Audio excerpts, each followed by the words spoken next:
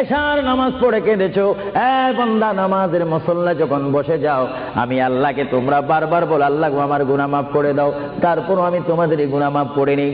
তারপরও তোমরা নিশি রাত্রে, মানুষ যখন ঘুমে যায়, তোমার বিবি যখন ঘুম যায়, তোমার ছেলে যখন ঘুম যায়, তুমি নিশি রাত্রে ঠান্ডা পানি দিয়ে ওযু বানিয়ে নামাজের মুসল্লায় বসে তুমি আবার যখন ডাক দাও, রব্বুল আলামিন, পৃথিবীর কোনো মানুষ আমার গুনাহ সম্পর্কে জানে না, তুমি আমার গুনাহ সম্পর্কে জানো।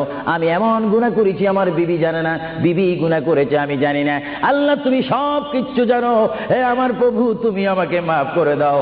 আমার আল্লাহ বলে, তারপরও যদি তোমাদেরকে আমি মাফ না করি, তারপরও বান্দা তোমরা আমার রহমতের দরজা থেকে ফিরে যাইও না।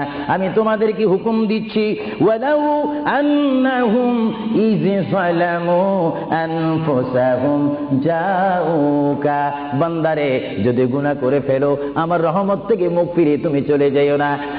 বান্দা, আকাশ পরিমাণ যদি গুনাহ করো, পাতাল পরিমাণ যদি গুনাহ করো, সাগরের পানি পরিমাণ যদি গুনাহ করো, পাহাড় তুলনায় যদি তুমি গুনাহ করো, আমার দরবার থেকে তুমি নিরাশ হইও না।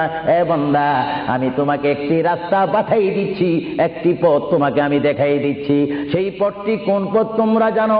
ওয়ালাউ আন্নাহুম ইয যালামু আনফুসাহুম জাউকা, বান্দারে যখন তোমরা বরবাদ হয়ে যাবে, তখন তোমাদেরকে একটা পথ আমি তোমাদেরকে দেখাই দিলাম। সেই পথটির নাম হচ্ছে আমার রাসূলের মদিনা। জুড়ে বলেন।